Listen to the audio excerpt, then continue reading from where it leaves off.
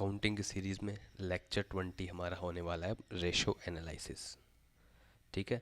तो और ये हमारा अकाउंटिंग का लास्ट लेक्चर रहेगा। इसके बाद हमारी जो यूपीएससी पीएफओ के लिए जो अकाउंटिंग है वो कंप्लीट हो जाएगी।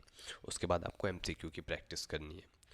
ठीक है। तो रेशो एनालिसिस टॉपिक स्टार्ट करने से पहले हम हमारे फर्स्ट लेक्चर की तरफ थोड़ा चलते हैं कि मैंने आपको फर्स्ट लेक्चर में कुछ चीज़ें बताई थी, आपको वापस उसको रिवाइज करनी है। मैंने आपको एक चीज़ बताई थी IMRCSAC, और मैंने कहा था कि पूरी अकाउंटिंग इन्हीं के आजू बाजू घूमने वाली है। तो देखिए, हमने पहले आइडेंटिफाई किया, फिर मेजर किया, फिर उनको रिकॉर्ड किया, फिर क्लासीफाई किया, हमने उनको फिर समराइज़ किया। जैसे हमने फाइनेंशियल स्टेटमेंट्स बनाए। अब जब फाइनेंशियल स्टेटमेंट्स बन गए हमारे, तो अब जो बारी आती है वो है एनालिसिस की। तो उस रेशो एनालिसिस में हम क्या करते हैं, एनालिसिस करते हैं। तो ये समझो कि ये इम्पोर्टेंट क्यों होता है, ये रेशो एनालिसिस हम क्यों करते हैं।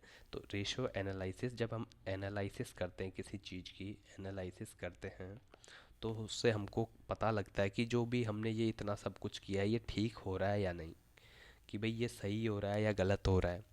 अगर गलत हो रहा है तो ये क्यों गलत हो रहा है, और जब हम ये पता लग जाता है हमको क्यों गलत हो रहा है, तो फिर हम उसको सही कर सकते हैं। जब तक हमको पता ही नहीं लगेगा कि गलत क्या हो रहा है, तो हम उसको सही कैसे करेंगे। तो एनालिसिस इसलिए इम्पोर्टेंट हो जाता है।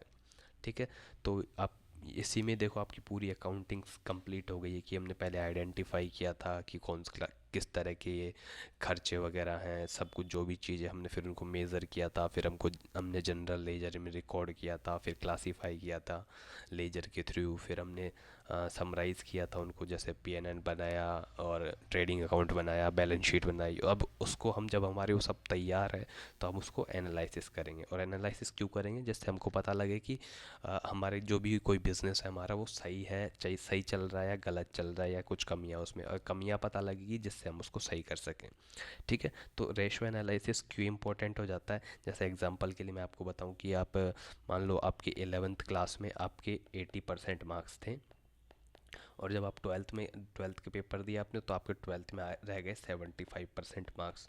तो आप अब यहाँ पे एनालाइज करना है आपको कि यार ये मेरे 5% कम क्यों हो गए, वाई क्यों कम हो गए।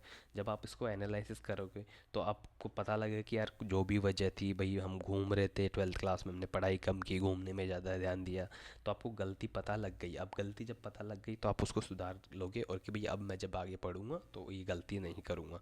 इस गलती से आप एनालिसिस करने की वजह से आगे बच जाओगे। ठीक है। सेम वैसे ही बिजनेस में होता है कि आप इन चीज़ों को एनालाइज करते हो, क्या क्या एनालिसिस करते हैं वो सब आगे की बातें, पूरा लेक्चर उसी के ऊपर है। लेकिन पहले समझ लेते हैं कि एनालिसिस क्यों होता है, और ये एनालिसिस करता कौन है। Who analysis, who analysis. ठीक है। पूरा ही लिख देता हूँ मैं इसको, नहीं तो बहुत कुछ ज़्यादा दिमाग लगाने वाले होते हैं यहाँ पे। तो कौन कौन एनालिसिस करता है, हम अब पर्टिकुलरली हम किसी फर्म की बात कर रहे हैं, किसी बिजनेस की बात कर रहे हैं, तो फर्म में कौन करता है, या तो उनका कोई जो उन्होंने सीए हायर कर रखा है, वो उनका मेनली बिजनेस में सीए ही उनको एनालिसिस करता है, जो भी उनके फाइनेंशियल रिपोर्ट्स होते हैं उनको। ठीक है। और सीए के अलावा जैसे फाइनेंशियल अकाउंटमेंट, फाइनेंशियल आपकी अकाउंट्स मैनेजमेंट होता है, वो उसको एनालिसिस करता है। या कोई टॉप पोजीशन पर कोई बैठा आदमी है, वो उसको एनालिसिस करता है उन फाइनेंशियल स्टेटमेंट्स को। फाइनेंशियल स्टेटमेंट्स में हम सब की बात कर रहे हैं, कि पीएनएल की बात कर रहे हैं, बैलेंस शीट की बात कर रहे हैं, ट्रेडिंग अकाउंट की बात कर रहे हैं, सब कुछ जो भी हमारे बिजनेस में उसको एनालिसिस के, नेचर ऑफ बिजनेस किस तरह का है, ये सब एनालिसिस का ही पार्ट है।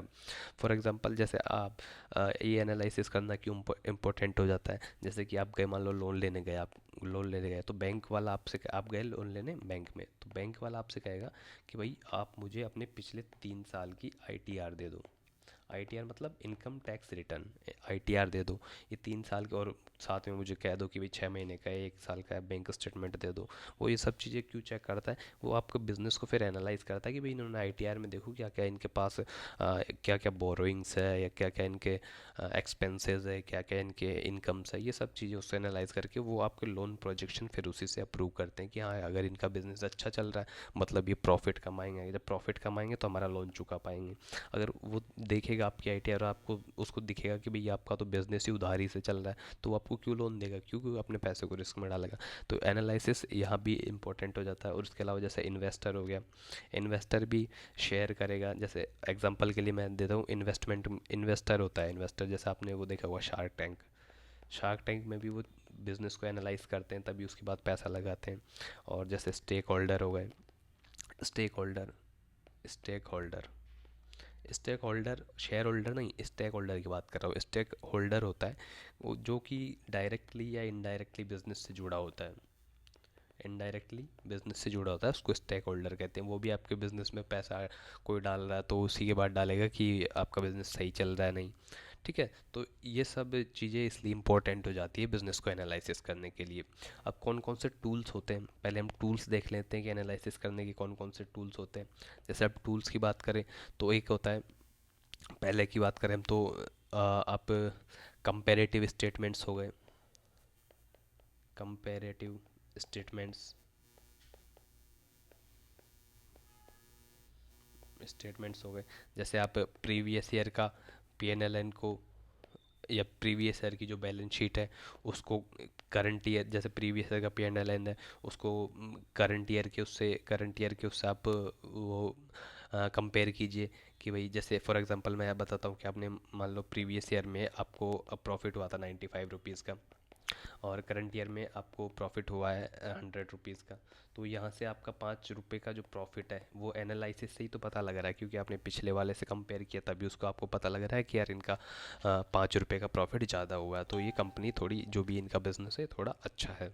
और इसके अलावा दूसरा टूल देखें तो हम, जैसे आप पी एन एल को और बैलेंस शीट को, बैलेंस शीट है आपकी, बैलेंस शीट है प्रीवियस ईयर के को करंट ईयर के से आप लाइन बाय लाइन, जैसे कुछ चीज़ दे रखी है उसको, प्रीवियस ईयर वाले में क्या चीज़ थी, करंट ईयर वाले में क्या चीज़ है, इसमें क्या चीज़ है, इसमें क्या, बैलेंस शीट में भी मान लो कि पॉइंट 1 में इसमें क्या था, अब की वाली में, इस साल की में पॉइंट 1 में क्या है, प्रॉफिट है या लॉस है, कुछ भी जो भी कुछ भी एसेट था ये भी अब क्या एसेट है, कितनी बोरोइंग थी अब कितनी है बोरोइंग्स है। तो आप कंपेरेटिवली ऐसे उसको एनालिसिस कर सकते हो। आपको उसको दूसरा टूल, आप इसके बाद जैसे दूसरा टूल देखते हो तो common size statement, common size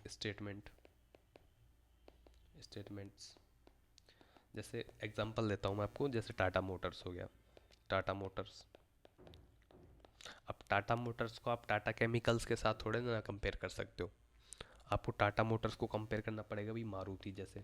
Maruti same nature की, सेम इंडस्ट्री की, सेम बिजनेस है इनका, कि ये भाई ये क्या बनाती है, गाड़ियाँ बनाती है, ये भी गाड़ियाँ बनाती है। तो आप इन दोनों को, सेम इंडस्ट्रीज़ को आप कंपेयर कर सकते हो, आप टाटा मोटर्स को मारुति के साथ कंपेयर कर सकते हो आप। लेकिन आप एक चीज़ यहाँ पे भी आप ये नहीं कर सकते कि आप नैनो को कर रहे हो, आप नैनो वर्सेस ऑडी कर रहे हो, तो ये नहीं हो सकता, ये पॉसिबल नहीं है। ये आपको कम एनालिसिस के भी कुछ रूल्स होते हैं। ठीक है, तो आप नैनो को ऑडी के साथ कंपेयर नहीं कर सकते। आपको अगर ऑडी को कंपेयर करना है तो आप उसको कर दो BMW से। तो इस तरीके से भी आप उसको एनालिसिस कर सकते हो कि इन दोनों में कौन बढ़िया चल रहा है, किस वजह से बढ़िया चल रहा है। जैसे BMW में कुछ फीचर है मान लो, और ऑडी में नहीं है वो चीज़, जब कंपेयर करने से ही पता लगा ना, कि एनालिसिस करने से ही पता लगा कि यार BMW में फीचर तो हो सकता है ऑडी इससे अच्छा फीचर दे दे। ठीक है, उसके अलावा जैसे दूसरा एनालिसिस करने का टूल कौन सा हो सकता है, कैश फ्लो स्टेटमेंट्स। इसके बारे में मैंने पिछले लेक्चर्स में बात भी की थी कि क्या चीज़ होता है, जब मैंने आपको कैश इन कैश आउट बताया था। पिछले वाले लेक्चर्स में हमने कैश फ्लो स्टेटमेंट्स देखा था। कैश फ्लो एनालिसिस कर लो यहाँ पे, एनालिसिस कैसे कर, जैसे इसमें भी 3 पार्ट होते हैं आपके, कि आपका ऑपरेटिंग, मैं पूरा नहीं लिख रहा हूँ क्योंकि आपने पिछली क्लास देखी होगी, वहाँ पे मैंने इसको पूरा अच्छे से समझाया था। ऑपरेटिंग एक्टिविटीज़ होती है एक इन्वेस्टिंग एक्टिविटीज़ होती है, उसके अलावा एक फाइनेंशिंग एक्टिविटीज़ होती हैं। ऑपरेटिंग एक्टिविटीज़ कंपनी को कोशिश करनी चाहिए कि ऑपरेटिंग एक्टिविटीज़ से ज़्यादा पैसा है, ये अच्छी बात होती है। ठीक है, अभी क्या चीज़ है, आप पिछले वाला लेक्चर में आप देखा होगा, तो आपको अब इसको मैं फ़िलहाल टूल बता रहा हूँ। हमारा जो मेन टॉपिक है रैशनल एनालिसिस वो भी स्टार्ट नहीं हुआ है। ठीक है, उससे पहले थोड़ा सा आपको बैकग्राउंड दे रहा हूँ। इसके अलावा एक टूल होता है आपके पास, trend analysis. Trend analysis trend analysis में कैसे, जैसे आपको एक साल में 100 रुपये का प्रॉफिट हुआ था, उसके अगले साल 110 रुपये का प्रॉफिट हुआ, उसके अगले साल 121 रुपये का प्रॉफिट हुआ, तो आप यहाँ देखोगे तो आपको पता लगेगा कि आप 10% ग्रोथ एवरी ईयर हो रही है, आपको 10% ग्रोथ का आपका ट्रेंड चला हुआ है। इससे क्या होगा, जैसे आप इंश्योरेंस के काम आएगा, इंश्योरेंस में हमने देखा था कि प्रीवियस ट्रेंड के ऊपर भी आपको कवरेज मिल, क्लेम आपका सेंक्शन होता है। इसके अलावा जैसे आप लोन लेने जा रहे हो, लोन प्रोजेक्शन भी इसी के आधार पर किया जाता है। तो ठीक है, इस तरह के कुछ टूल होते हैं, और सबसे जो मेन टूल होता है वो होता है हमारा रेशो एनालिसिस, जो हमारा टॉपिक है, ratio analysis. Ratio analysis, ratio analysis में भी देखो कुछ जो चीज़ होते हैं, एक तो ट्रेडिशनल अप्रोच होती है, ट्रेडिशनल अप्रोच, और एक होती है मॉडर्न अप्रोच। मॉडर्न अप्रोच हमको पढ़नी है, मॉडर्न अप्रोच, लेकिन मैं बता देता हूँ जैसे ट्रेडिशनल अप्रोच कैसे होती है, कि इसमें भी आप दो टाइप से इसको कैटेगराइज कर सकते हो। अब बैलेंस शीट को आप बैलेंस शीट से कंपेयर कर रहे हो, आप पी को पी एंड एल को आप पी एंड एल से कंपेयर कर रहे हो। आप एक तरीके से यहाँ भी कर सकते हो, आप बैलेंस शीट को पी एंड एल से कंपेयर कर रहे हो, उनका रेशो निकाल रहे हो, तो जैसे आप बैलेंस शीट को बैलेंस शीट के साथ उसका रेशो निकाल रहे हो, तो वो हो जाता है बैलेंस शीट रेशो। और पी एंड एल का पी एंड एल से कर रहे हो तो ये हो जाता है पी एंड एल रेशो। ठीक है, लेकिन आप इसको कर रहे हो कि बैलेंस शीट का रेशो निकाल रहे हो पी एंड एल के साथ, तो इसको कहते हैं हम कंपोजिट रेशो, कंपोजिट रेशो। ठीक है, और जो मॉडर्न अप्रोच है जिसको हमको पढ़ना है अच्छे से, तो यहाँ लिख देता हूँ मैं मॉडर्न अप्रोच, जिसमें हमको क्या क्या पढ़ना है। देखो, मॉडर्न अप्रोच में हमको 4 टाइप के रेशियोज पढ़ने हैं। 4 टाइप के कौन से रेशियोज पढ़ने हैं? पहला पढ़ना है हमको लिक्विडिटी रेशो, लिक्विडिटी रेशो। दूसरा पढ़ना है हमको सॉल्वेंसी रेशो। कोई बात नहीं है, आपको अगर कुछ समझ नहीं आ रहा है अभी ये क्या चीज़ है, इनको बहुत अच्छे से डिटेल में हम देखेंगे तो आपको सब कुछ तब समझ आ जाएगा, अभी परेशान नहीं हो, बस मैं अभी नाम बता रहा हूँ आपको। ठीक है, दूसरा होता है हमारा सॉल्वेंसी रेशो। थर्ड वाला हम पढ़ेंगे एक्टिविटी रेशो। क्या चीज़ें हैं क्या नहीं, अभी टेंशन नहीं लेनी, आपको सब समझ आ जाएगा जब ये हम पढ़ेंगे, एक्टिविटी रेशो। और फोर्थ वाला है हमारा प्रॉफिटेबिलिटी रेशो, प्रॉफिटेबिलिटी रेशो।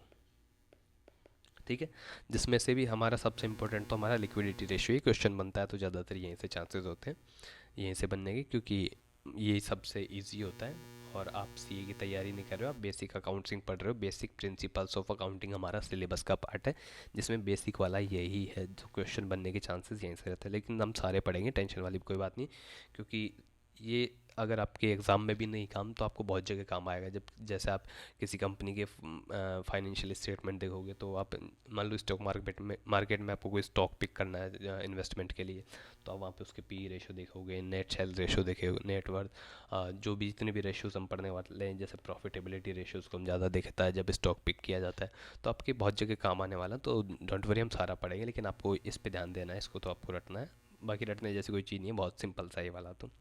ठीक है, तो उससे पहले ये तो मैंने आपको मॉडर्न अप्रोच में बता दिया कि हम ये पढ़ने वाले हैं, तो एक लेकिन एक चीज़ देख लेते हैं कि इसके ऑब्जेक्टिव्स क्या हैं। Objectives objectives of ratio analysis. पहला, आपको एनालिसिस, रेशो एनालिसिस करने से पता लगता है कि areas of improvements, areas of improvements, कि कौन से एरियाज़ में इम्प्रूवमेंट करने की ज़रूरत है। जब हम रेशो पढ़ेंगे तो अलग अलग चीज़ों के बारे में बात करेंगे, तो उन रेशो से हमको पता लगता है कि कौन सी जगह हमको काम करने की ज़रूरत है। दूसरा, जैसे कि किस एरिया में हमको एक्स्ट्रा एफर्ट्स डालने हैं, कोई चीज़ की कमी चल रही है तो उसमें हमको एक्स्ट्रा एफर्ट्स डालने। तीसरा, पता लग जाता है कि हमारी जो प्रॉफिटेबिलिटी है, हमारी सॉल्वेंसी है, हमारी लिक्विडिटी है, ये क्या है, प्रॉफिटेबिलिटी मतलब कि प्रॉफिट कमाने की हमारी कितनी क्षमता है। सॉल्वेंसी मतलब हमको पैसा चुकाना है किसी को, लॉन्ग टर्म की बात कर रहा हूँ मैं सॉल्वेंसी का, उसकी क्षमता हमारी कितनी। लिक्विडिटी का मतलब हमारे पास कैश कितना है, जो तुरंत हमारे पास कैश में कन्वर्ट हो सके, वो ऐसे एसेट्स कितने हैं। इसके अलावा एक ऑब्जेक्टिव होता है कि आपको डिसीजन मेकिंग में हेल्प मिलती है इससे, डिसीजन मेकिंग। एग्जांपल के लिए स्टॉक मार्केट में इन्वेस्ट करते हैं, पी रेशो वगैरह देखते हैं, तो इससे डिसीजन मेकिंग में हमको हेल्प मिलती है। ठीक है, तो ये इसके ऑब्जेक्टिव्स हो गए। अब हम देखेंगे सबसे पहले हमारा जो है लिक्विडिटी रेशो। लिक्विडिटी रेशो, तो लिक्विडिटी रेशो क्या होता है उसको समझते हैं सबसे पहले। लिक्विडिटी का मतलब होता है शॉर्ट टर्म ऑब्लिगेशंस, ऑब्लिगेशंस को हमको करना है टाइम पे, टाइम पर क्या करना है, पे करना है। पे करने की जो हमारी एबिलिटी है, ये होता है लिक्विडिटी। लिक्विडिटी का मतलब होता है शॉर्ट टर्म ऑब्लिगेशंस को टाइम पर पे करने की हमारी एबिलिटी। मतलब अगर कंपनी के ऊपर एक साल के अंदर, करंट की बात कर रहे हैं हम, जैसे करंट करंट लाइबिलिटीज़ जानते हो आप, जो एक साल में हमको पे करनी होती है, कि कंपनी के ऊपर, कोई कंपनी है उसके ऊपर एक साल के अंदर पेमेंट करने के लिए, जैसे कि मान लो उसको क्रेडिटर्स हो गए, बिल्स पेबल हो गए, शॉर्ट टर्म लोन्स हो गए, ये सब क्या होता है, ये करंट वाली लाइबिलिटीज़ है।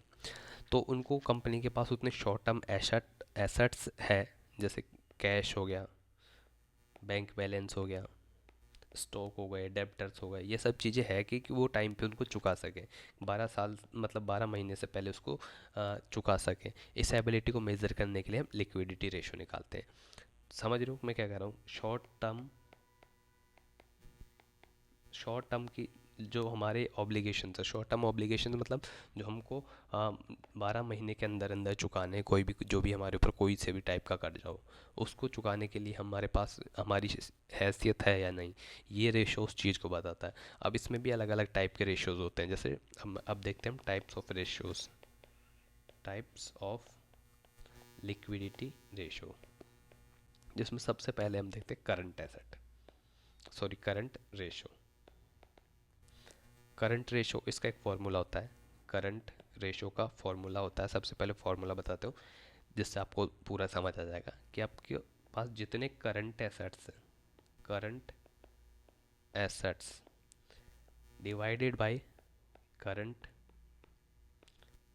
लाइबिलिटीज़, ये इसका फॉर्मूला, आपको फॉर्मूला याद करना है। वैसे ये लेक्चर समझ में आ रहा तो अच्छी बात है, लेकिन ये लेक्चर आपके लिए एक तरह से MTR है। MTR मतलब मुझे तो रटना है, ऐसा मान लो आप। समझ आ रहा है तो अच्छी बात, नहीं आ रहा तो आपको ये फॉर्मूलाज है कहीं कॉपी में लिख लेना है और इनको 2-4 बार देखना है, आपको याद हो जाएगा। ठीक है, तो ये इसका रेशो है। तो इसमें जो हम आइडियल रेशो मानते हैं, आइडियल रेशो वो होता है 2:1 का। टू आइडियल रेशो का मतलब कंपनी के हर 1 रुपये की जो करंट लाइबिलिटी है के बदले उसके पास 2 रुपये के क्या है, करंट एसेट पड़े। कि अगर उसने 1 रुपया कर्जा ले रखा है तो उसके पास 2 रुपये पड़े तो वो आराम से उसको चुका सकता है। ठीक है, ये रेशियो जितना ज़्यादा होगा उतनी फाइनेंशियल कंपनी साउंड होगी। ठीक है, ये रेशियो जितना ज़्यादा होगा उतनी फाइनेंशियल साउंड मानी जाती है, लेकिन बहुत ज़्यादा भी नहीं होना चाहिए, इसका मतलब फंड्स आइडियल पड़े। ठीक है, तो ये रेशो, आइडियल रेशो ये माना जाता है। एग्जांपल देता हूँ जैसे, फिर आपको और क्लियर होगा। अगर किसी कंपनी के पास करंट एसेट पड़े हैं 4 लाख रुपए के, मान लो, करंट एसेट तो जानते हो ना भाई, जिनको 12 मंथ्स में कैश में कन्वर्ट किया जा सके, वो होते हैं करंट एसेट्स। ठीक है, मान लो किसी कंपनी के पास 4 लाख रुपए के करंट एसेट पड़े और उनकी करंट जो लाइबिलिटीज़ है वो है 2 लाख रुपए की। तो अब इनका रेशो निकालते हैं, तो करंट रेशो कितना हो जाएगा, 4 लाख अपॉन 2 लाख, तो ये हो जाएगा 2:1। ठीक है, तो इस तरह से करंट रेशो और करंट एसेट और करंट लाइबिलिटी के रेशो को ही करंट रेशो बोला जाता है। ठीक है, इसके बाद दूसरा होता है, लिक्विडिटी रेशो में दूसरा टाइप होता है क्विक रेशो। क्विक रेशो जिसको हम एसिड टेस्ट रेशो भी बोलते हैं। Acid test ratio. ये क्या होता है, इसका फॉर्मूला देखो पहले तो क्विक रेशो का। क्यों आपके quick assets divided by current आपकी लाइबिलिटीज। क्विक एसेट्स कौन से हो गए, जो आपको तुरंत पैसा दे दे। मान लो आपका कोई, आपने किसी से उधार लिया, वो आज ही आ गया, मुझे अभी चाहिए, तो आपके पास क्विक एसेट कौन सा है, क्विक एसेट कौन सा हो गया, कैश हो गया आपके पास, क्विक, तुरंत पे करो। ठीक है, अब जैसे क्विक एसेट्स की बात करूँ तो मैं स्पेसिफिकली आपके जो करंट एसेट्स हैं, करंट एसेट्स, उसमें से आपको दो चीज़ें माइनस करनी है कि आपके पास जो स्टॉक पड़ा है ये आपका एसेट ही है, प्लस आपका जो प्रीपेड एक्सपेंसेस है कि भाई आपने 5 साल के लिए बिजली का बिल अभी वो टेलीफोन का बिल अभी पे कर दिया, तो ये आपको माइनस करने पड़ेंगे। स्टॉक है जो आपका एसेट है, लेकिन करंट एसेट हो सकता है वो कि आप उसको अगले 12 महीनों में बेच के कैश में कन्वर्ट कर सकते हो, लेकिन वो क्विक एसेट नहीं है, क्योंकि आप उसको तुरंत बेच के उसको पैसा नहीं बना सकते। वैसे ही आपका जो प्रीपेड एक्सपेंस है वो आपने पे कर दिया, आप उसको दोबारा पैसे नहीं ले सकते। अगर आपकी कोई जानकारी सेटिंग वगैरह है तो आप उसके प्रीपेड के पैसे वापस ले लो, लेकिन तुरंत नहीं ले सकते। क्विक रेशो मतलब तुरंत तुरंत होना चाहिए जो भी काम हो रहा है। तो आपके जो करंट एसेट्स में इन चीज़ों को आप जब माइनस करते होते हो वो आ जाते हैं आपके क्विक एसेट्स। ठीक है, तो ये होता है क्विक एसेट। तो इसका जो आइडियल रेशो होता है वो कितना होता है, 1:1, कि आपके ऊपर 1 रुपये की जो लाइबिलिटी है उसके लिए आपको पास 1 रुपये का क्विक एसेट होना ही चाहिए। ये रेशो है वो देखता है कंपनी बिना स्टॉक बेचे अपनी शॉर्ट टर्म लाइबिलिटीज चुका सकती है या नहीं। बिना स्टॉक बेचे, स्टॉक मतलब मैं शेयर मार्केट वाले स्टॉक की बात नहीं कर रहा, मैं स्टॉक का मतलब इन्वेंट्री की बात कर रहा हूँ। जो कंपनी का सामान है जो जिसमें वो ट्रेड करता है, क्योंकि स्टॉक बेचने में टाइम लगता है, इसलिए स्टॉक को क्विक एसेट में नहीं डाल सकते। और प्रीपेड एक्सपेंसेस वो आपने ऑलरेडी पे कर रखा है, आपका प्रीपेड एक्सपेंस एसेट की तरह काम करता है, लेकिन वो क्विक एसेट नहीं है।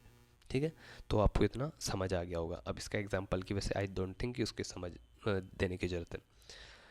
तीसरा, क्विक रेशो में ही एक होता है जो आप बहुत कम जगह पढ़ोगे, लेकिन बता देता हूँ मैं, एब्सोल्यूट लिक्विड रेशो, जिसको हम कैश रेशो बोलते हैं। ठीक है, तो जो हमारा एब्सोल्यूट लिक्विड एसेट होता है, फॉर्मूला बताता हूँ पहले मैं आपको। एब्सोल्यूट लिक्विड रेशो का फॉर्मूला होता है absolute liquid asset divided by current आपकी लाइबिलिटी। जो ये इसकी बात कर रहा हूँ मैं, asset sorry absolute liquid asset क्या होता है, जो आपका कैश है, जो आपके बैंक में जो पैसा है, वो जो आपकी मार्केटेबल सिक्योरिटीज़ है, मार्केटेबल, इनको आप तुरंत कन्वर्ट कर सकते हो कैश में। ये रेशियो बताता है कि कंपनी के पास तुरंत अवेलेबल कैश या नियर कैश एसेट्स जैसे मार्केटेबल सिक्योरिटीज, इसको आप कहीं भी तुरंत बेच सकते हो, क्योंकि ये डिस्काउंट में लोग लेते हैं। आपको पूरा 100 रुपये का आप लेके जाओगे तो आपको 90 ही देगा, उसको पता है कि मुझे 1 साल बाद 110 रुपये मिल जाएंगे। ठीक है, तो ये इनको आप तुरंत कैश में कन्वर्ट करते हो। कितने हैं ये, जो भी जितने ज़्यादा है उतना अच्छा होता है उसका एब्सोल्यूट लिक्विड एसेट उसको कहते हैं। ठीक है, और इसका आइडियल रेशो देखें हम इसका, तो ये होता है 1/2 का इसका आइडियल रेशो रहता है। ठीक है, वैसे ये पूछा नहीं जाएगा क्योंकि इसको पढ़ाया भी नहीं जाता, बहुत कम जगह पढ़ाया जाता है। तो हमने कंप्लीट कर लिया, क्या क्या कंप्लीट कर लिए, जो हमारा लिक्विडिटी रेशो है उसमें हमने 3 टाइप के देख लिए। करंट रेशो देख लिया, क्विक रेशो देख लिया, जिसको एसिड टेस्ट रेशो भी बोलते हैं। ठीक है, इसके अलावा हमने एब्सोल्यूट लिक्विड रेशो देख लिया। ठीक है, तो आपका यहाँ पे ख़त्म होता है आपका लिक्विडिटी रेशो। अब अगला वाला है हमारा दूसरा जो हमने देखना है, वो है सॉल्वेंसी रेशो। सॉल्वेंसी रेशो, ठीक है, सॉल्वेंसी रेशो। तो जो आपका सॉल्वेंसी वर्ड है वो आता है सॉल्व से, जिसका मतलब अपने आपके जो लॉन्ग टर्म डेब्ट्स को चुकाने की कैपेसिटी। ठीक है, इसका मतलब ये होता है, सिंपल लैंग्वेज में बोलो तो एक बिजनेस है, आपका एक बिजनेस है, बिजनेस को सिर्फ शॉर्ट टर्म लोन्स की ज़रूरत नहीं होती। शॉर्ट टर्म लोन्स मतलब क्रेडिटर्स, बिल्स पेबल, इनकी ज़रूरत नहीं होती। उसको क्या है, लॉन्ग टर्म लोन्स की भी ज़रूरत होती है, उसको भी चुकाना पड़ता है। जैसे लॉन्ग टर्म की हम बात करें तो कौन कौन से हो गए, जैसे कोई लोन्स हो गए जिनकी टेन्योर 5 साल का है या 10 साल का है। डिबेंचर्स हो गए, डिबेंचर्स, डिबेंचर्स क्या होते हैं, ये पूरी एक क्लास पड़ी है इसकी। जैसे बॉन्ड्स हो गए 5 साल के, 10 साल के, 3 साल के, जो बॉन्ड्स हैं।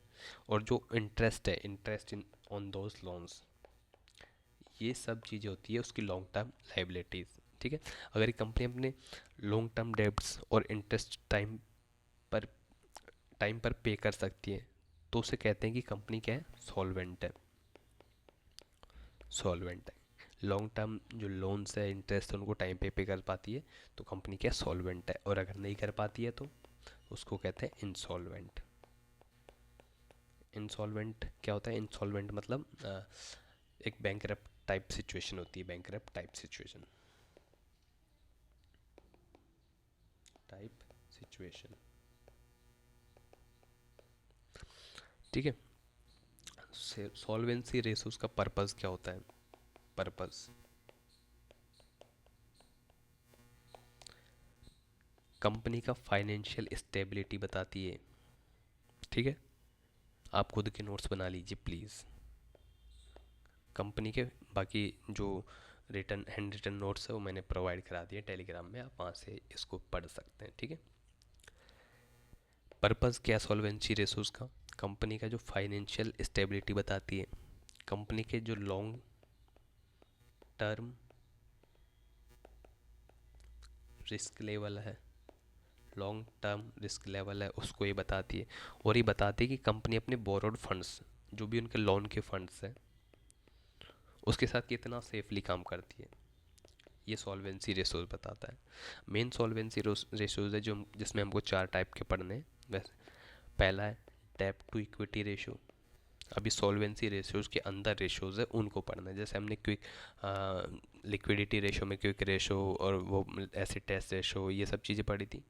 वैसे ही हमको करंट रेशो पढ़ा था, उसमें एब्सोल्यूट लिक्विड रेशो पढ़ा था हमने, लिक्विड कैश रेशो पढ़ा था। वैसे ही हमको अब सॉल्वेंसी के अंदर पढ़ना है। जैसे डेब्ट टू इक्विटी रेशो पहला, दूसरा पढ़ना है प्रोप्राइटरी रेशो,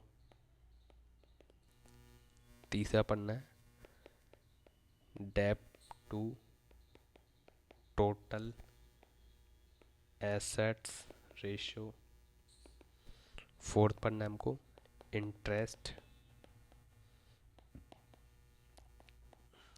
कवरेज रेशो। ये हमको पढ़ना है। अब सबको फटाफट एक डिटेल में थोड़ा थोड़ा देख के सबको जल्दी जल्दी से ख़त्म करते हैं। पहला पढ़ रहे हैं हम डेब्ट टू इक्विटी रेशो। इसका फॉर्मूला होता है, आपकी जो लॉन्ग टर्म डेब्ट है, आपका लॉन्ग टर्म जो डेब्ट है, आपको उसको डिवाइड करना है किससे, शेयर होल्डर्स फंड, जिसको हम इक्विटी भी कह देते हैं। शेयर होल्डर्स का जो फंड है जिसको इक्विटी भी कह देते हैं, उससे डिवाइड करना है। ये रेशो आपको क्या बताता है, ये रेशो बताता है कि कंपनी के पास कितना पैसा बोरोड है या कितना लोन है और कितना ओनर के पास शेयर होल्डर है, शेयर होल्डर फंड है, कितना ओनर के पास शेयर होल्डर फंड है। अगर डेप्ट ज़्यादा है, ये वाला डेप्ट ज़्यादा है, तो ये रेशो क्या आएगा, ये ज़्यादा आएगा। कंपनी क्या है, रिस्की लेवल पर है, कंपनी रिस्की है, मतलब उसके पास लोगों का लोन का पैसा ज़्यादा, इंटरेस्ट। और अब जब लोन का पैसा ज़्यादा है तो उसके ऊपर लोड पड़ेगा किसका, इंटरेस्ट का और रीपेमेंट का, तो प्रॉफिट तो वहीं चला जाएगा। और अगर इक्विटी ज़्यादा है, ये वाला ज़्यादा है, तो ये ओवरऑल रेशो क्या आएगा, कम आएगा। तो ये रेशो कम है तो क्या होगा कि कंपनी सेफ़ है, कंपनी सेफ़ है। जैसे एग्जांपल के लिए आपके लॉन्ग टर्म जो आपका डेब्ट है, मान लो आपके पास 4 लाख रुपए है, और जो शेयर होल्डर्स का फंड है, इक्विटी आपके पास 2 लाख रुपए, 2 लाख हो गए ना, ठीक है। तो अब जब आप इनको डिवाइड करोगे तो रेशो क्या आएगा, 2:1 आएगा, 2:1। और हाँ, आइडियल रेशो हम सिर्फ वहाँ पे लिक्विडिटी रेशो में देखते हैं, यहाँ पे हम आइडियल रेशो नहीं देखेंगे। तो क्या है, ये 2:1 का मतलब क्या है कि हर 2 रुपये के जो लोन है, उसके अगेंस्ट कंपनी के 1 रुपये के ओनर्स के पास फंड है, ये कंपनी थोड़ा ज़्यादा बोरो कर रही है, रिस्क मॉडरेट है, ठीक है। तो मतलब अपने जो शेयर होल्डर्स के पास फंड है उससे वो डबल उसने बोरो कर रखा है। अब ये देख लो 5:1 होता तो 1 रुपये का तो शेयर होल्डर के पास इक्विटी है, लेकिन 5 रुपये का लोन है, तो वो कंपनी क्या है फिर डूबने की कगार में, ठीक है। तो ये जितना ज़्यादा होगा वो उतना बेकार है कंपनी के लिए, ठीक है।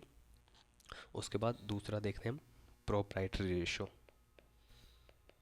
प्रोप्राइटरी रेशो, प्रोप्राइटरी रेशो, पहले इसका फॉर्मूला देखो। फॉर्मूला होता है प्रोप्राइटरी रेशो का फॉर्मूला होता है जो शेयर होल्डर्स का फंड है वही इक्विटी, उसको डिवाइड करना है टोटल एसेट्स से। ये क्या बताता है, जो आपका प्रोप्राइटरी रेशो बताता है, ये रेशो बताता है कि कंपनी के टोटल जो एसेट्स, टोटल एसेट्स में से कितना पार्ट किसका है, ओनर्स का, ओनर्स का है और ओनर्स के पैसे से फाइनेंस हुआ है, और कितना पार्ट है जो उसने दूसरों से ले रखा है। ये रेशो बताता है कि कितना पार्ट जो उसका टोटल एसेट्स है उसमें कितना पार्ट ओनर का है, जिससे वो लोन चुकाने में समर्थ है। कि भाई आपने किसी से लोन लिया, दो लोगों से, लोगों के साथ मिलके आपने कोई कंपनी खड़ी कर दी, 10 रुपये आपने लगा रहे, 90 रुपये कंपनी ने लगा रखे, अब लेकिन 100 रुपये आपके पास लेके भाग जाओ तो कोई बड़ी बात है क्या, काफ़ी गए लोगों का पैसा ले लेके। तो ठीक है, तो आपको इस रेशो से पता लगता है, आपको प्रोप्राइटरी रेशो से, कि भाई कितना पैसा ओनर का खुद का लगा हुआ है। उसका ज़्यादा लगा रहेगा तो कंपनी सेफ रहेगी ना, कि इसका भी तो पैसा लगा रहा है, कहाँ जाएगा भाग के। तो अगर रेशो हाई होता है तो कंपनी अपने खुद के फंड से ज़्यादा एसेट फाइनेंस कर रही है, जो कि है सेफ पोजीशन है, अगर हाई है तो रेशो। और रेशो लो है तो क्या, कंपनी बोरोड पैसा ज़्यादा यूज़ कर रही है, क्या है, रिस्की है, ठीक है। तो यही चीज़ है, इसका एग्जांपल छोड़ो। तीसरा देखो, आपको समझ तो आ रहा होगा कि मैं क्या कहना चाह रहा हूँ, तो ज़्यादा बस आपको अगर क्वेश्चन भी आता है तो कुछ नहीं करना, बस फॉर्मूला में रखना और कुछ नहीं करना, आंसर आ जाएगा। डेप्ट टू टोटल, क्योंकि अब ज़्यादा करेंगे तो बहुत लंबी क्लास हो जाएगी, इसलिए मैं इसको अवॉइड कर रहा हूँ एग्जांपल्स को, क्योंकि ये आपको चीज़ें समझ आ रही होगी। आई मैं मुझे इतना तो पता है आपको ये चीज़ें समझ आ रही होगी जो मैं बताता हूँ। तो इसका फटाफट फॉर्मूला देखते हैं, डेप्ट टू टोटल एसेट्स ऐसे होगा कि भी जब जो लॉन्ग टर्म डेप्ट है आपका, उसको आपको डिवाइड करना है किससे, टोटल एसेट्स से। जब आप उसको डिवाइड करोगे तो ये रेशो क्या बताता है कि टोटल एसेट्स कितना पार्ट डेब्ट से फाइनेंस हुआ है, जो आपका टोटल एसेट्स का है कितना पार्ट आपका डेब्ट से फाइनेंस हुआ है, ये रेशो आपको ये बता देगा। अगर लोअर है रेशो, डेब्ट से फंड हुआ है, मतलब अगर आपका रेशो, ये ओवरऑल रेशो आपका कम आ रहा है, तो क्या है, कंपनी सेफ है, कि भाई खुद के पैसे से ज़्यादा कंपनी चल रही है, लोगों के बोरोड पैसे से नहीं चल रही। अगर ये ज़्यादा आ रहा है ये रेशो, तो इसका मतलब क्या, इसने लोगों से ज़्यादा पैसा ले रखा है, तो ये क्या सेफ़ नहीं है, ये थोड़ा रिस्की है, ये रेशो ये बताता है, ठीक है। उसके बाद फोर्थ वाला देखो, ये वाला थोड़ा सा आपको इम्पोर्टेंट है, इसको थोड़ा सा ध्यान से समझिए, इससे क्वेश्चन बन जाता है कभी कभी। Interest coverage ratio, interest coverage ratio क्या है, ये रेशो बताता है कि कंपनी अपने प्रॉफिट से, कंपनी का जो प्रॉफिट हो रहा है, प्रॉफिट से अपना इंटरेस्ट कितनी बार कवर कर सकती है। तो ये रेशो क्या है, टाइम्स में आता है, टाइम्स में कितनी बार। जैसे अब इसका एग्जांपल मैं दूंगा, जो आपका इंटरेस्ट कवरेज रेशो है वो होता है EBIT। EBIT क्या होता है, EBIT होता है earnings before interest and tax. जो आपकी earning before interest and tax है उसको डिवाइड करना है आपको इंटरेस्ट जो आपका एक्सपेंस हो रहा है उससे, ठीक है। जैसे अब एग्जांपल लो कि भाई आपका जो EBIT है, earning before interest and tax, वो EBIT आप ले लो एक बार, कि आप ले लो ये 2 लाख ले लो, 2 लाख हो गया, ठीक है। और जो आपका इंटरेस्ट लग रहा है वो मान लो आपका लग रहा है 50,000, 50,000 हो गया। अब आपका इंटरेस्ट कवरेज रेशो अब जब निकालेंगे तो इसको आपको 2 लाख को 50,000 से डिवाइड करना है, डायरेक्ट यहाँ कर रहा हूँ, तो ये आएगा 4। तो ये 4 क्या आएगा, 4 टाइम्स आएगा, 4 टाइम्स। तो कंपनी अपने जो EBIT है उससे इंटरेस्ट को 4 बार कवर कर सकती है, कंपनी अपने इंटरेस्ट को 4 बार कवर सकती है, मतलब कंपनी के पास इनफ सफिशिएंट फंड है, तो ये कंपनी क्या है, सेफर साइड है। ये बताता है इंटरेस्ट कवरेज रेशो, ठीक है। अब जैसे एक बैड एग्जांपल ले लेते हैं कि कंपनी के पास जो उसकी EBIT है वो है 1 लाख रुपए, 1 लाख हो गया। और जो इंटरेस्ट है वो है, मान लो इंटरेस्ट है उसका 80 हज़ार। अब इसका हम इंटरेस्ट कवरेज रेशो निकालेंगे, तो जब इसको डिवाइड करेंगे तो ये कितना आ जाएगा, ये है 1.25 आ जाएगा, 1.25 टाइम्स। तो ये बहुत बेकार लेवल है कंपनी का, क्योंकि वो कंपनी एक बार ही अपना इंटरेस्ट कवर कर पा रही है, दूसरी बात कवर करने के लिए उसके पास पैसा भी नहीं है। तो ये कंपनी रिस्क की पोजीशन में। तो हमने जो ये पढ़ लिया सॉल्वेंसी रेशो, इसमें हमने कौन कौन से पढ़ लिया, डेब्ट टू इक्विटी रेशो पढ़ लिया, प्रोप्राइटरी रेशो पढ़ लिया, डेब्ट टू टोटल एसेट्स रेशो पढ़ लिया, और एक इंटरेस्ट कवरेज रेशो पढ़ लिया। ठीक है।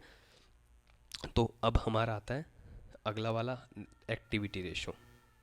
यहाँ लिखता हूँ एक्टिविटी रेशो।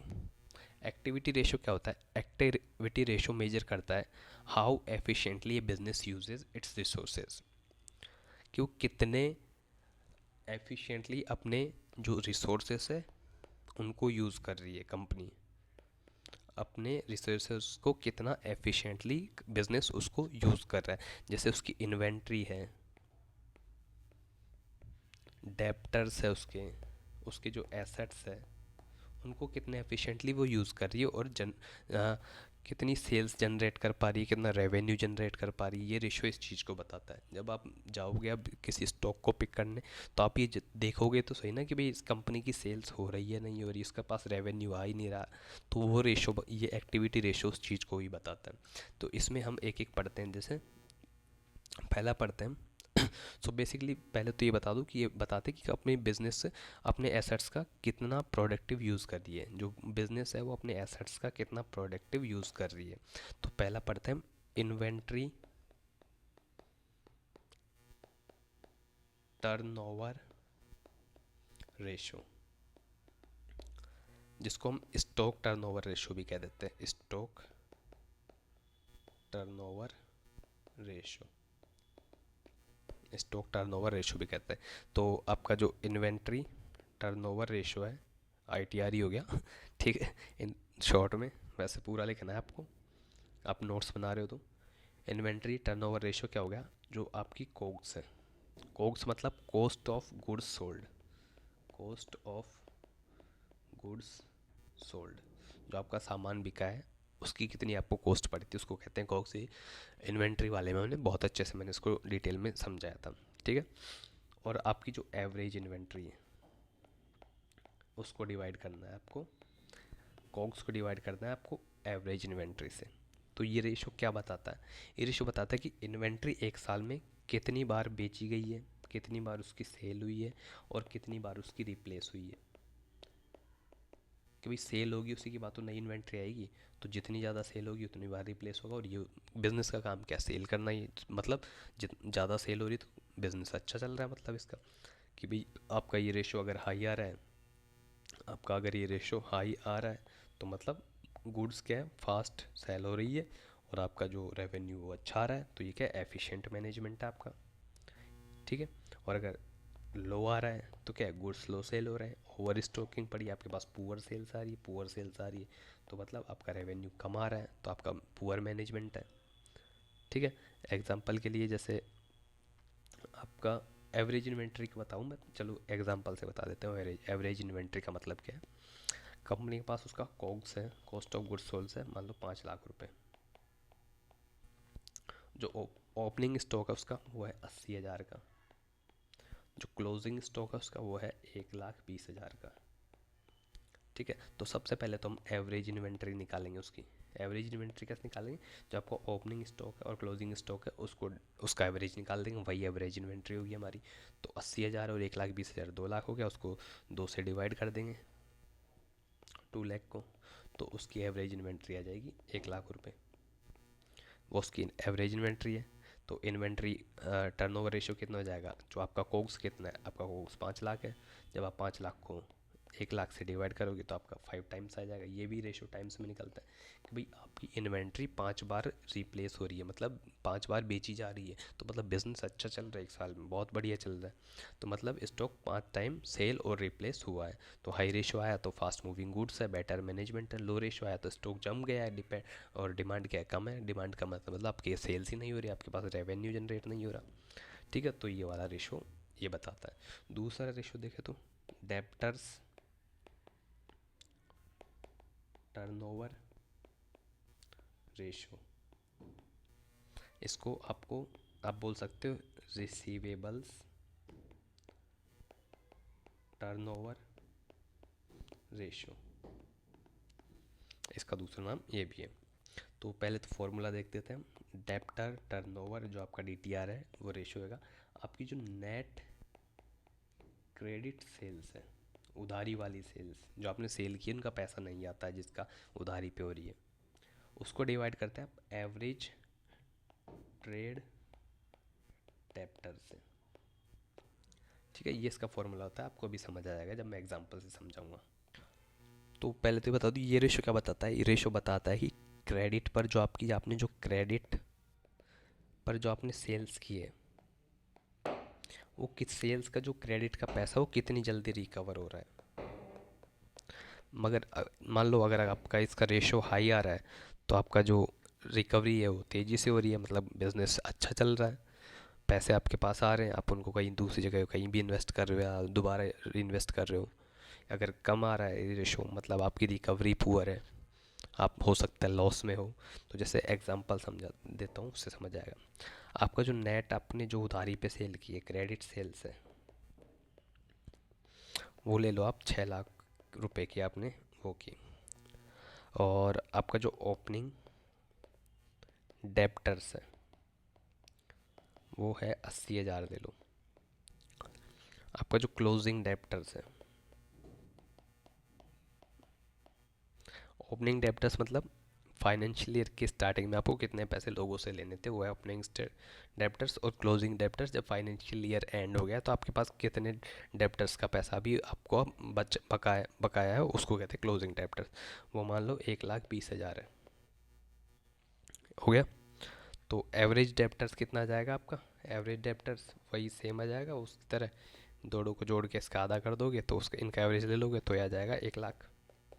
जब आप इसको डिवाइड करोगे किसको, जब आप डीटीआर निकालोगे, डेप्ट डेप्टर्स टर्नओवर रेशो निकालोगे, तो आप 6 लाख को डिवाइड करोगे 1 लाख से तो आपका 6:1 आता है, लेकिन इसको भी हम टाइम्स में लिखते हैं तो ये 6 टाइम्स हो जाएगा। तो 6 टाइम्स आपकी रिकवरी हो रही है, तो बहुत बढ़िया आपका बिजनेस चल रहा है। अगर जितना हाई रेशो आएगा पैसा जल्दी रिकवर हो रहा है, गुड कलेक्शन एफिशिएंसी आपकी लो आ रहा है रेशो, तो पैसा रिकवर करने में डिले हो रहा है, बैड क्रेडिट पॉलिसी आपकी, जिससे क्या है बिजनेस थोड़ा सा आपका बेकार चल रहा है। ठीक है, तीसरा देखो अब डेप्टर्स वाला देख लिया तो क्रेडिटर्स वाला भी देख लेते हैं कि भाई आपने पैसे भी तो चुकाने होते हैं कई क्रेडिट सेल्स के। Turn creditors turnover ratio CTR, तो आपका जो सीटीआर का फॉर्मूला होता है वो होता है नेट क्रेडिट परचेजेस। क्रेडिट पे आपने कोई परचेज किया, average divide by average trade creditors, same उसका बस उसका उल्टा, उसमें आपका क्या था, अरे यार सेल्स था, इसमें क्या परचेज है। ठीक है, और उसमें क्या था, उसमें डेप्टर था, इसमें क्या है आपका क्रेडिटर है। तो ये रेशियो क्या बताता है, ये बताता है कि फर्म अपने सप्लायर्स को, कि भाई जब आप कुछ सामान बना रहे हो तो कुछ सामान उसके लिए खरीद भी तो रहे होंगे कहीं से, रॉ मटेरियल मान लो, कि जो अपने सप्लायर्स को कितनी बार पेमेंट करती है 1 साल में, ये रेशो ये बताता है बेसिकली कितनी बार क्रेडिटर्स का साइकिल कंप्लीट होता है। कि आप मान लो आपने यहाँ से कहीं से सामान खरीदा, आपने कहीं यहाँ से बेचा, जब आपने इससे सामान खरीदा तो ये क्रेडिट पे हुआ, आपने जब सामान बेचा तो क्रेडिट पे हुआ। अब आपको इसको पैसे देने, आप इसको पैसे कैसे दोगे, जब आप इससे पैसे लोगे, जब आपके पास इससे पैसा आया आपने इसको पैसा दिया। तो बेसिकली ये इसी से जुड़ा हुआ है कि आप इससे जितनी बार पैसा लोगे उतनी बार तो उसको पैसा दोगे, या फिर आपके पास जो प्रॉफिट के साथ हो उसको देगा। तो आप इसको जितनी बार पैसा दे रहे हो मतलब आपके पास यहाँ आगे से पैसा आ रहा है, आपकी सेल्स हो रही है, तो मतलब बिजनेस अच्छा चल रहा है आपका। तो ये रेशो वही बताता है। ठीक है। तो ये रेशो ज़्यादा आ रहा है, तो रेशो क्या होगा, जल्दी पेमेंट कर रहे हो आप, अच्छा क्रेडिट रेपुटेशन बना रखा है आपने, लोग आप पे ट्रस्ट कर रहे हैं क्योंकि आप, और साथ में आपको ये भी पता लग रहा है कि आपके पास पैसा कहीं से आ रहा है, पैसा यहीं से आ रहा होगा जब आप सेल्स कर रहे हो। तो आप इसको जितना ज़्यादा बार पेमेंट कर रहे हो आपके पास तो वही आपका डेप्टर्स का सिस्टम भी अच्छा है, क्रेडिटर का सिस्टम भी अच्छा है, बहुत बढ़िया। तो हाई रेशियो है तो मतलब बिज़नेस क्या सही चल रहा है, लो रेशियो है तो आपकी गड़बड़ चल रही है बिज़नेस में। फोर्थ देखो, working capital turnover ratio, WCTR। इसका फॉर्मूला क्या है, नेट सेल्स आपकी जो हो रही है उसको डिवाइड करना है आपको वर्किंग कैपिटल से। वर्किंग कैपिटल से आपको उसको डिवाइड करना है, नेट सेल्स को वर्किंग कैपिटल से डिवाइड करना। तो ये क्या बताता है, ये बताता है कि आपका वर्किंग कैपिटल कितना एफिशिएंटली सेल्स जनरेट कर रहा है। आपके जो काम में आपने जो कैपिटल लगा रखा है वो कितना एफिशिएंटली आपको सेल्स जनरेट करके दे रहा है।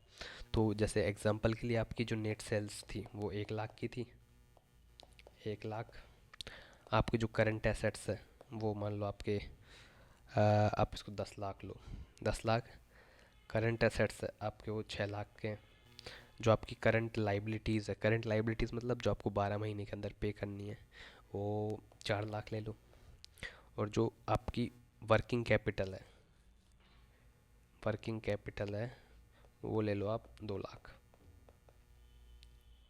ठीक है। तो आपका WCTR क्या आएगा, वर्किंग कैपिटल टर्नओवर रेशियो क्या आएगा, जो आपका 10 लाख है उसको आप किससे, वर्किंग कैपिटल से नेट सेल्स को डिवाइड कर दो। तो ये कितना आ जाएगा, इनकी वैसे ज़रूरत नहीं थी, चलो इसको हटा दो। आपका 2 लाख ही लिखा हुआ है ना, 2 लाख को आप सॉरी 10 लाख को आप डिवाइड कर दो 2 लाख से, तो आपका क्या है 5 टाइम्स, कि आपकी जो वर्किंग कैपिटल है वो आपको 5 टाइम्स आपको रेवेन्यू जनरेट करके दे रही है। इसका मतलब ये, तो आप जो रेवेन्यू है वो यहाँ भी जाएगा। तो लेकिन इससे क्या है, आपका अगर रेशो हाई है तो आपका जो वर्किंग कैपिटल है वो एफिशिएंटली वर्क कर रहा है, यूज़ हो रहा है। वर्किंग कैपिटल लो है तो क्या है, अंडर यूटिलाइजेशन है। और ज़्यादा हाई है, इसको रहने दो आप, यहीं तक समझो, ये फिर ज़्यादा अंदर घुस जाएंगे हम। इसके बाद फिफ्थ वाला देखते हैं, फिक्स्ड। ये हम क्या पढ़ रहे हैं, एक्टिविटी रेशियोज पढ़ रहे हैं ये। फिक्स्ड, उसके अंदर फिक्स्ड एसेट्स टर्नओवर रेशो, ये बहुत सारी चीज़ें आपकी काम की नहीं है एग्ज़ाम के लिए, लेकिन फिर भी मैं आपको ये बता रहा हूँ क्योंकि ये चीज़ें जानना बहुत ज़रूरी होता है। और इसकी कोई गारंटी भी नहीं कि यहाँ से पेपर बने ना बने। हो सकता है जो मैं कह रहा हूँ प्रीवियस ईयर में देखा जा रहा है कि एक्टिविटी रेशियो शायद क्वेश्चन नहीं बना है, हो सकता है आपकी बार यहाँ से बन जाए। यूपीएससी ज़्यादातर वहाँ से चीज़ें पूछता है जहाँ से चांसेस रहते हैं कि हम उसको चीज़ को छोड़ देते हैं, ऐसे फैक्ट्स पूछता है वो। ठीक है। तो फिक्स्ड एसेट टर्नओवर रेशियो, तो फिक्स्ड एसेट टर्नओवर रेशियो का फॉर्मूला क्या होता है, जो आपकी नेट सेल्स है, चलो फटाफट ख़त्म करते हैं। नेट सेल्स है उसको नेट फिक्स्ड एसेट से आप डिवाइड कर दो। ये रेशियो बताता है, क्या बताता है कि फिक्स्ड एसेट जैसे कौन सी, आपकी मशीनरी हो गई, प्लांट हो गया, बिल्डिंग हो गया, ये कितना रेवेन्यू आपको जनरेट करके दे रहे हैं, जनरेट कर रहे हैं ये चीज़ें। ठीक है। तो ये रेशियो क्या है, जितना हाई आएगा एसेट्स बढ़िया काम कर रहे हैं, लो आएगा तो आइडियल एसेट्स क्या है, ये अंडर यूटिलाइजेशन है, आपकी बिल्डिंग अच्छे से यूज़ नहीं हो रही, मशीनरी अच्छे से यूज़ नहीं हो रही, तो आपका बिजनेस कहीं ना कहीं लैग करना है। और एक 6 देखते हैं हम, total assets turnover ratio, TATR। इसका फॉर्मूला आता है, आपकी जो नेट सेल्स है उसको टोटल एसेट्स से डिवाइड कर दो। इसका मतलब क्या होता है, ये मेज़र करता है कि बिजनेस अपने जो टोटल एसेट्स है उतने कितना सेल्स या रेवेन्यू जनरेट कर रहा है। तो जैसे एग्जांपल के लिए आपकी नेट सेल्स है 10 लाख की, और आपका जो टोटल एसेट्स है वो है 5 लाख के। टोटल एसेट्स की बात कर रहा हूँ, सारे टोटल एसेट्स। तो इसको जब आप डिवाइड करोगे तो 2 टाइम्स आ जाएगा, तो आपका टोटल एसेट टर्नओवर रेशियो इतना जाएगा। अगर हाई है तो एफिशिएंटली काम कर रहे हैं, लो है आपका ये रेशियो लो है तो एफिशिएंट इनएफिशिएंट यूज़ हो रहा है आपका, बेकार चल रहा है। तो एक बार क्विकली मैं बता देता हूँ, आपने जो एक्टिविटी रेशियो है उसके अंदर कौन कौन से पढ़ रही। आपने इन्वेंट्री टर्नओवर रेशियो पढ़ लिया, आपने डेब्टर्स टर्नओवर रेशियो पढ़ लिया, आपने क्रेडिटर्स टर्नओवर रेशियो पढ़ लिया, आपने वर्किंग कैपिटल टर्नओवर रेशियो पढ़ लिया, आपने फिक्स्ड एसेट टर्नओवर रेशियो पढ़ लिया, और आपने एक टोटल एसेट टर्नओवर रेशियो पढ़ लिया, और एक्टिविटी रेशियो आपका सारा कंप्लीट हो गया। अब आप जितना लोगों ने नहीं पढ़ रखा एक्टिविटी रेशियो, उससे ज़्यादा आपने पढ़ लिया, आपने कुछ छोड़ा ही नहीं, आपने सारा पढ़ लिया। ठीक है, तो लास्ट वाला बचा है बस, इसको भी फटाफट खत्म कर देते हैं। ये बचा है हमारा प्रॉफिटेबिलिटी, प्रॉफिटेबिलिटी रेशियो। ठीक है, तो प्रॉफिटेबिलिटी रेशियो है वो क्या मेजर करता है, how efficiently a business earns profit in relation to its sales assets और कैपिटल एम्प्लॉयड। कि भाई कोई बिजनेस है वो प्रॉफिट कमा रहा है, उस प्रॉफिट कमाने के रिलेशन में उसकी सेल्स, उसके एसेट्स, और जो उसकी कैपिटल एम्प्लॉयड है, जो उसने कैपिटल लगा रखी है, वो कितने अच्छे से काम कर रहे हैं प्रॉफिट कमाने के रिलेशन में। तो ये जो इसकी जो चीज़ें हैं ये, वो उसका कितना साथ दे रही है उसका प्रॉफिट कमाने में। सीधी भाषा में कहे तो कंपनी पैसा कमा रही है या नहीं, और अगर हाँ कमा रही है तो कितनी एफिशिएंसी से कमा रही है, उस चीज़ को मेजर करता है कौन, प्रॉफिटेबिलिटी रेशो। तो इसके अंदर सबसे पहले तो हम ग्रॉस प्रॉफिट देखते हैं, ग्रॉस प्रॉफिट रेशो। फटाफट अभी ख़त्म कर देते हैं इसको। ग्रॉस प्रॉफिट रेशो, इसका जो फॉर्मूला होता है ग्रॉस प्रॉफिट रेशो का, वो होता है आपके, अब ये परसेंटेज में निकलेंगे आपके। ठीक है, ग्रॉस प्रॉफिट है जो आपका, जो भी आपकी जो नेट सेल्स हुई है उसको 100 से मल्टीप्लाई कर दो। ठीक है, तो आपकी जो ग्रॉस प्रॉफिट है वो क्या होता है, ग्रॉस जो आपका प्रॉफिट होता है वो क्या होता है, नेट सेल्स होती है आपकी जो, उसमें से आप कॉस्ट ऑफ गुड्स सोल्ड कोग्स को घटा देते हो। जैसे आप इसको कहते हो डायरेक्ट एक्सपेंसेस, हमने पहले भी पढ़ा था। और नेट प्रॉफिट को में से क्या माइनस कर देते हैं, नेट प्रॉफिट कैसे निकालता है भाई, ग्रॉस प्रॉफिट में से हम इनडायरेक्ट एक्सपेंसेस घटा देते हैं। तो फिलहाल के लिए आप ग्रॉस प्रॉफिट में से आप जो आपके डायरेक्ट एक्सपेंसेस जिनको आप कॉस्ट ऑफ गुड्स सोल्ड कहते हो, इसको घटा देते हो, आपका ग्रॉस प्रॉफिट आ जाता है। तो जब ग्रॉस प्रॉफिट को आप नेट सेल से डिवाइड करोगे, उसको हम 100 से मल्टीप्लाई करोगे, तो आपका जो आ जाएगा, क्या आ जाएगा, ग्रॉस प्रॉफिट रेशो आ जाएगा। तो ये रेशो बताता है कि सेल्स और कितना परसेंट ग्रॉस प्रॉफिट हुआ है, सेल्स का जो आपने टोटल सेल्स हुई है उसका कितना परसेंट ग्रॉस प्रॉफिट हुआ है, यानी ट्रेडिंग लेवल पर कितनी प्रॉफिटेबिलिटी है बिफोर ऑपरेटिंग एक्सपेंसेस, खर्चे हटाने से पहले। अभी तो ग्रॉस प्रॉफिट में से आपके जो खर्चे हैं, जैसे सैलरी हो गई, रेंट हो गया, आपके बिजली हो गई, ये आगे की जो चीज़ें हैं वो सब हटाई जाएगी, उसके बाद आपका नेट प्रॉफिट निकलता है। तो ग्रॉस प्रॉफिट कितना परसेंटेज है नेट सेल्स का, वो ये बताता है। तो ये क्या बताता है, ये किसी बिजनेस की एफिशिएंसी बताता है, एफिशिएंसी बताता है। प्राइसिंग स्ट्रेटेजी क्या है उसकी, ये बताता है। ठीक है, जैसे एक एग्जांपल देता हूँ, आगे हम आपकी जो नेट सेल्स हुई है, एक सेकंड रुको। फॉर एग्जांपल आपकी नेट सेल्स हुई है 10 लाख की, और आपका कॉस्ट ऑफ गुड्स से सोल्ड हुआ है वो 7,50,000 का आपका कोग्स है। ठीक है, तो आपका ग्रॉस प्रॉफिट कितना होगा, ग्रॉस प्रॉफिट आप इसमें से इसको माइनस करोगे तो ये 2.5 लाख आ जाएगा, 250। तो ये आपका क्या है, ये ग्रॉस प्रॉफिट। अब ग्रॉस प्रॉफिट को आप नेट सेल्स से डिवाइड कर दोगे, 10 लाख से जब आप डिवाइड करोगे, इसको 100 से मल्टीप्लाई करोगे, तो ये कितना आ जाएगा, ये आ जाएगा 25% का आपका ग्रॉस प्रॉफिट रेशो है, ग्रॉस प्रॉफिट आपका। तो ये जितना हाई है ग्रॉस प्रॉफिट रेशो, जितना मतलब गुड्स हाई मार्जिन पर सेल हो रहे हैं, आपके जो सामान है वो हाई मार्जिन पर सेल हो रहा है, मतलब प्रोडक्शन जो आपकी कॉस्ट है वो कंट्रोल में है, ये चीज़ें इन चीज़ों को बताता है। तो मैं आपको बोल देता हूँ, आप लिख लेना नोट्स बना रहे हो तो, कि जो आपका गुड्स है वो क्या हाई मार्जिन पे आपके सेल हो रहा है। और जब ये हाई मार्जिन पे सेल हो रहा है मतलब आपकी जो प्रोडक्शन कॉस्ट है, जो आपकी कॉस्ट आ रही है उसको आपने कंट्रोल में कर रखा है। अगर लो आ रहा है, आपका ग्रोस प्रॉफिट रेशो लो आ रहा है, तो मतलब आपकी कॉस्ट बढ़ गई है या सेलिंग प्राइस आपने कम कर दी है। ये चीज़ें देखो एक रेशो बता देता है कि बिज़नेस में क्या चल रहा है, इसलिए रेशोज़ बहुत इंपॉर्टेंट हो जाते हैं।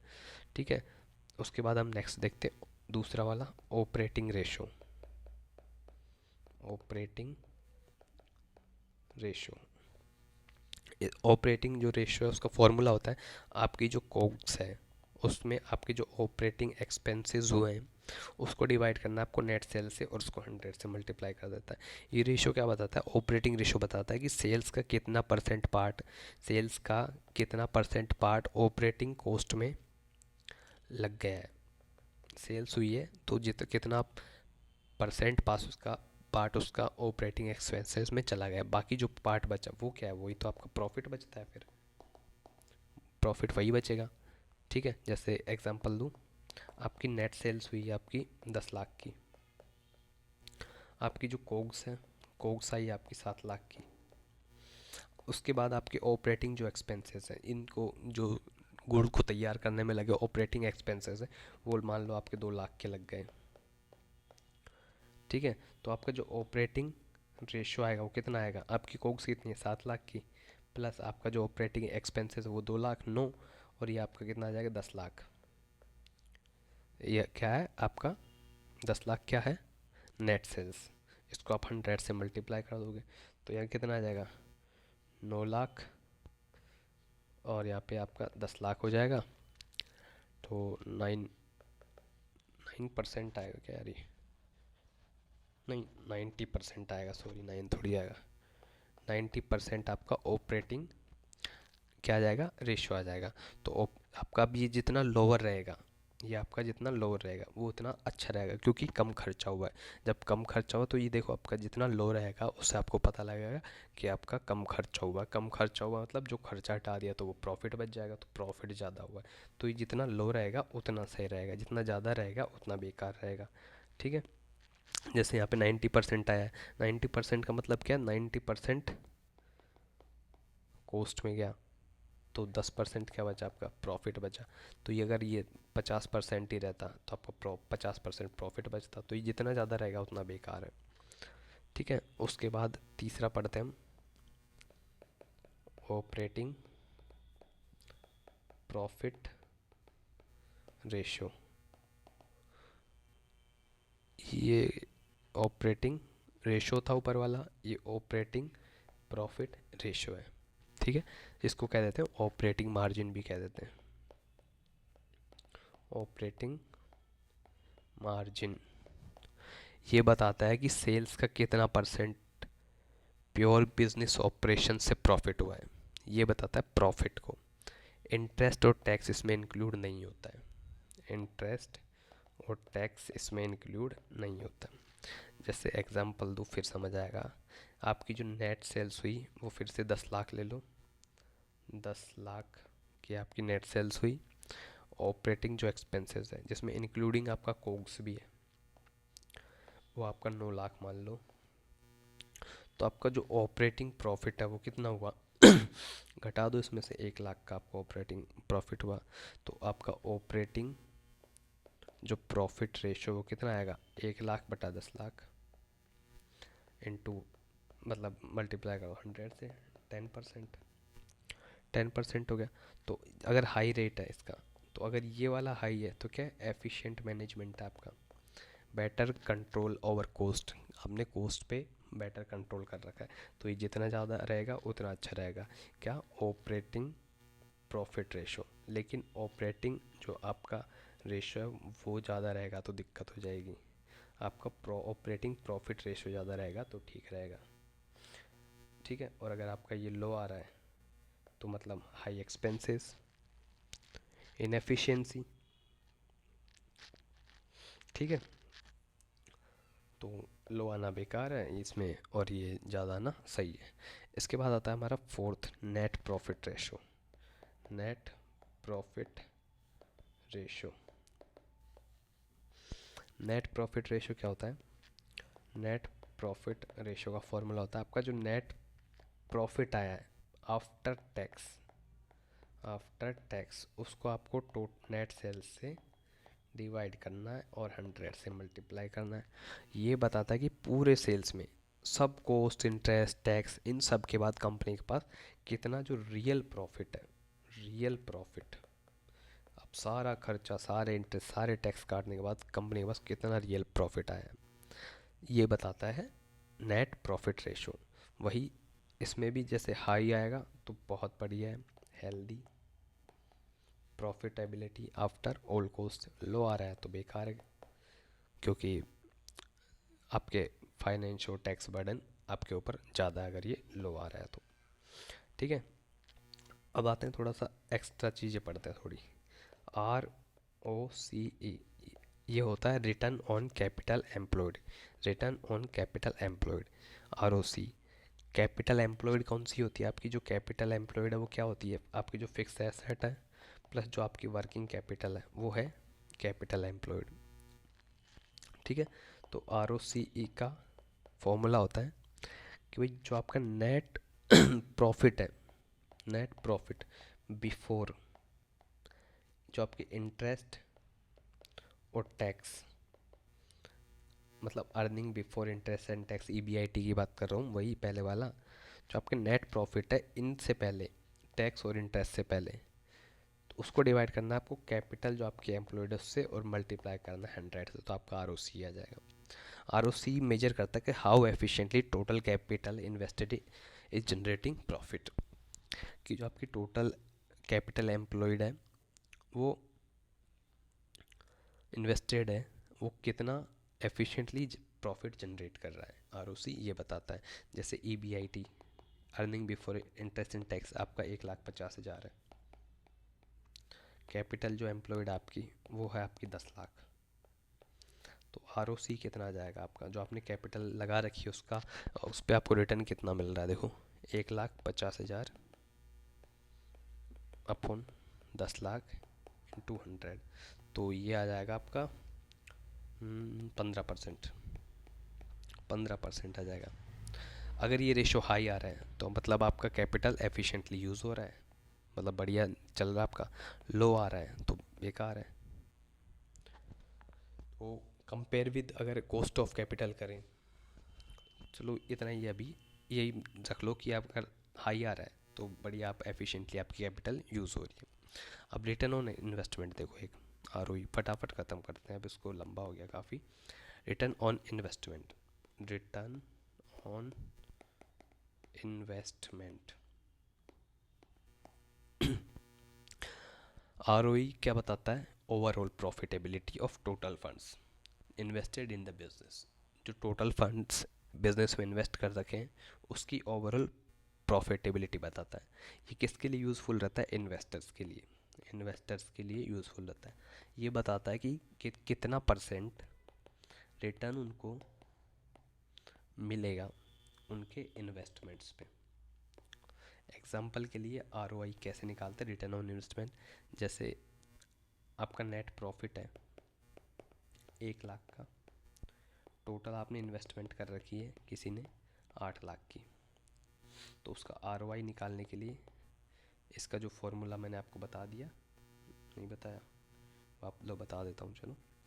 ROI का जो फॉर्मूला है वो आपका जो नेट प्रॉफिट है उसको डिवाइड करना है आपका टोटल इन्वेस्टमेंट से, टोटल जो आपने इन्वेस्टमेंट कर रखी है उसको 100 से मल्टीप्लाई करना। ठीक है, तो आपका ROI इस एग्जाम्पल से कितना जाएगा? 1 लाख को डिवाइड करना है आपको 8 लाख से, तो ये 1/8 कितना होता है? 12.5, 12.5%। तो आपका रिटर्न ऑन इन्वेस्टमेंट 12.5% है। तो ये रेशो जितना हाई आएगा बिजनेस उतना प्रॉफिटेबल है, मतलब इन्वेस्टर के लिए उतना फ़ायदा है। लो आएगा तो पुअर रिटर्न आ रहा है, इनएफिशिएंट यूज़ हो रहा है इन्वेस्टमेंट्स का। अब 7th देखते हैं, रिटर्न ऑन इक्विटी, ROE। वो क्या था? ROI, ये ROE। ये बताता है how much profit shareholders earned from their invested capital, कि जो शेयर होल्डर्स है उन्होंने उनकी इन्वेस्टेड जो कैपिटल थी उससे कितना प्रॉफिट जनरेट किया है। तो इसका फॉर्मूला, आरओई का फॉर्मूला बताऊं तो आपका नेट प्रॉफिट है, ये है आफ्टर टैक्स अपॉन टोटल जो शेयर होल्डर्स का फंड है, इक्विटी है, उसको 100 से मल्टीप्लाई कर दो। तो जो नेट, एग्जांपल के लिए नेट जो प्रॉफिट आफ्टर टैक्स की बात कर रहा हूँ, ये मान लो आपके लिए 2 लाख रुपए, 2 लाख। जो शेयर होल्डर्स की इक्विटी है वो है 10 लाख। तो आपका R O E, return on equity, जो इक्विटी है उस पर कितना आ गया, 2 लाख अपॉन 10 लाख टू 100, मतलब 20% उसका आर ओ ई चल रहा है, 20%। तो आपकी इक्विटी पे कितना रिटर्न है, वो सीधी बात ही है कि तो ये रेशियो जितना हाई होगा, कंपनी उतना एफिशिएंटली उनका रिसोर्सेज का यूज़ कर रही है, शेयर होल्डर्स का जो फंड है, जो जो लोगों ने इक्विटी के ले ले रखी है और पैसे दे रखे हैं कंपनी में, उनका अच्छे से यूज़ हो रहा है, मतलब अच्छी चल रही है। लो आ रहा है तो ये बेकार है कंपनी के लिए। एक एट्थ है आपका ई पी एस। ये ई पी एफ ओ वाला ई पी एस नहीं, ये है earning per share, earning per share. Earning per share EPS का जो फॉर्मूला है वो देखो फटाफट। जो आपका नेट प्रॉफिट है, ये मैं आफ्टर टैक्स बता रहा हूँ, आफ्टर टैक्स, उसमें से आपको माइनस करना है प्रेफरेंस डिविडेंड, प्रेफरेंस डिविडेंड, उसको डिवाइड करना है नंबर ऑफ इक्विटी शेयर्स, उससे डिवाइड करना है। तो ईपीएस बताता है पर शेयर कितना प्रॉफिट अर्न हुआ है। इन्वेस्टर्स के लिए सबसे इंपॉर्टेंट रेशियो है ये वाला, कौन सा, ईपीएस वाला, कि भाई अर्निंग पर शेयर, उनके पर शेयर पे उनको कितना प्रॉफिट हो रहा है। ठीक है, जैसे एग्जांपल ले लो, नेट प्रॉफिट है आफ्टर टैक्स उसका 5 लाख, प्रेफरेंस डिविडेंड दिया है उसने 50,000, और इक्विटी शेयर्स मान लो 1,000। फॉर्मूला में रखना है बस, और कुछ नहीं, जो आपका ईपीएस आ जाएगा कि भाई 5 लाख में से आपको, 5 लाख में से 50,000 घटा दो और 10 के से डिवाइड कर दो, तो ये आपका 45 आ जाएगा। 45 इसको करोगे तो आपका 45 रुपये आ जाएगा, 45 रुपये पर शेयर। तो एक शेयर पे उनको 45 रुपये, तो ये हाई है। अगर ये आपका हाई आ रहा है ये चीज़, तो आपकी क्या है, कंपनी प्रॉफिटेबल है, गुड फॉर शेयर होल्डर्स, लो है तो वीक अर्निंग पोटेंशियल है। ठीक है, तो यहाँ पे हमारा ये सारा, एक बार मैं इसको आपका क्विक रिवीजन दे देता हूँ कि आपको कौन कौन से आपने इसमें पढ़ लिया। प्रॉफिटेबिलिटी रेशो में आपने ग्रॉस प्रॉफिट रेशो पढ़ लिया, आपने ऑपरेटिंग रेशो पढ़ लिया, आपने ऑपरेटिंग प्रॉफिट रेशो पढ़ लिया, आपने नेट प्रॉफिट रेशो पढ़ लिया, आर ओ सी पढ़ा, फिर हमने उसके बाद हमने आर ओ आई पढ़ा, उसके बाद हमने आर ओ ई पढ़ा, उसके बाद हमने ई पी एस पढ़ा, बस। और यहाँ पे हमारा ख़त्म हो जाता है। इस तरह से हमारा रेशो एनालिसिस का थोड़ा सा लंबा हो गया लेक्चर, क्योंकि इंपॉर्टेंट था, मैं चाहता था उसको बहुत छोटे में बना के ख़त्म कर सकता था, लेकिन फिर वो सेटिस्फेक्शन मुझे भी नहीं मिलता। तो रेशो एनालिसिस का चैप्टर ख़त्म हो गया, इससे बाहर कोई क्वेश्चन नहीं बन सकता रेशो एनालिसिस में। ठीक है, बस आपको थोड़े से फॉर्मूलाज को याद रखना है और थोड़े कॉन्सेप्ट्स को याद रखना है कि ये चीज़ें कैसे काम कर रही है। जैसे मैंने ये इसीलिए बताया कि हाई रहेगा तो ये हो जाएगा, लो रहेगा तो ये हो जाएगा। तो इससे क्या है, आपका कोई कहेगा कि आर ओ आई हाई है तो क्या है, मतलब आर ओ आई हाई है, रिटर्न ऑन इन्वेस्टमेंट हाई है, मतलब एफिशिएंटली कंपनी हर चीज़ को यूज़ कर रही है, उनका बिजनेस अच्छा चल रहा है, उनके डेप्टर्स क्रेडिटर सिस्टम्स बहुत अच्छे हैं। तो इस चीज़ों से ये पता लग जाता है। ठीक है, तो थैंक यू सो मच, और आपकी अकाउंटिंग इसी के साथ कंप्लीट हो जाती है। इसके जो सारे हैंड रिटन नोट्स हैं वो मैंने पहले ही क्लासेस से पहले ही आपको टेलीग्राम में दे दिए थे, जहाँ से आप उनको जाके डाउनलोड कर सकते हैं। टेलीग्राम का लिंक @IAS वर्ल्ड ऑफिशियल है, यूपीएससी, बिना स्पेस के सारा कुछ, IAS वर्ल्ड ऑफिशियल यूपीएससी। ठीक है, अब एक लास्ट में एक रिक्वेस्ट कर रहा हूँ। अब तक मैंने कभी आपसे नहीं कहा था कि आप इन चीज़ों को शेयर कीजिए, लेकिन चूंकि हमारे बहुत कम दिन बचे हैं पेपर आने में, तो अगर कोई स्ट्रगल कर रहा है अकाउंटिंग को लेके कि वही अकाउंटिंग उनको समझ नहीं आ रहा है, अगर आप यहाँ तक पहुँचे तो मैं ये आशा करता हूँ कि आपको सब समझ आ रहा था, इसलिए आप यहाँ तक पहुँचे, मतलब आपको ठीक लगा था। तो कोई अगर स्ट्रगल कर रहा है, कोई तैयारी कर रहा है, तो उसको अकाउंटिंग का सोर्सेज नहीं मिल पा रहे, तो प्लीज़ प्लीज़ उसको शेयर कर दीजिए। इसके कोई पैसे नहीं लगते हैं, देखो शेयरिंग इज़ केयरिंग है। आप किसी के लिए अगर आज अच्छा करोगे तो बदले में एक दिन आपके लिए कहीं ना कहीं से अच्छी चीज़ लौट कर जरूर आएगी। ठीक है, thank you so much and जय हिंद।